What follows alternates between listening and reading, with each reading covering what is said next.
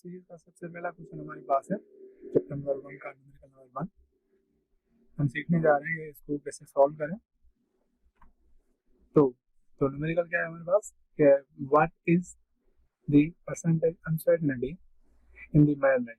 आगे हमारे पास एक मेजरमेंट गिवन है। सबसे पहले हम समझते हैं कि अनसर्टेनिटी या एरर होता क्या है।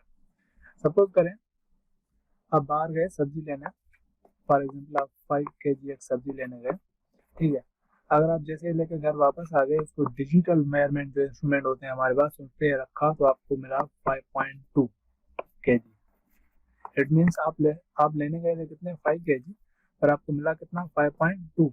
ये 0.2 है, ये एरर आ गई क्योंकि उसकी मेजरमेंट जो इंस्ट्रूमेंट था उसमें भी एरर हो सकती है या उसने बेख्याली में आपको इतना थोड़ा ज्यादा दे दिया हुआ है कुछ भी।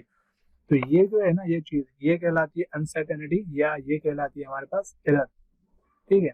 तो जितने भी हमारे पास फिजिकल मेजरमेंट होती है उसके अंदर एरर आती है, फिर हम उस एरर को रिड्यूस करने की कोशिश करते हैं। पर हमारे पास यहाँ पे सिर्फ क्वेश्चन ये है कि ये जो एरर आ गई है या अनसर्टेनिटी है उसकी परसेंटेज हम कैसे फाइंड करें।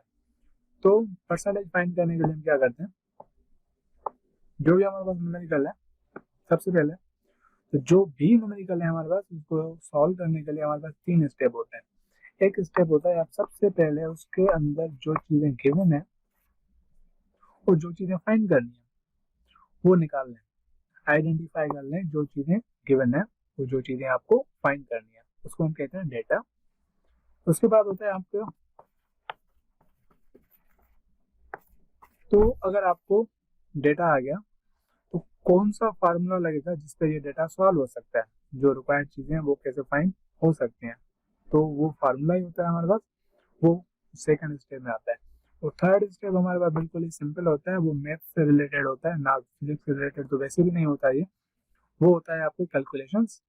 आपको सिंपल कैलकुलेशन वगैरह करनी है कि जो रिक्वायर्ड चीजें हैं उसको फार्मूला में लगाएंगे और प्लस माइनस मल्टीप्लिकेशन जो भी चीजें हैं वो परफॉर्म करके हम एक आंसर वाजी तौर पर लिख के रखेंगे कि ये हमारा आंसर है।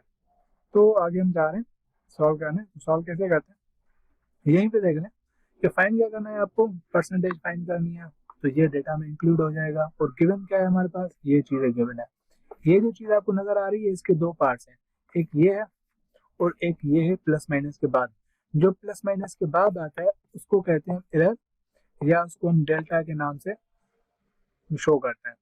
और ये जो चीज है उसको परफेक्टली नाम दे देते हैं, लेंथ है तो लेंथ ले लें, अगर लेंथ नहीं है तो मास है तो मास ले लें, टाइम है तो टाइम ले लें, जो भी चीज गिवन है उसको ले लें। क्योंकि यहाँ पे मीटर है तो मैंने इसको एल रखा है, ठीक है। तो डेटा क्या है हमारे पास, given length L is equal to 3.67। उसके बाद है हमारे पास change in length delta L is equal to 0.25।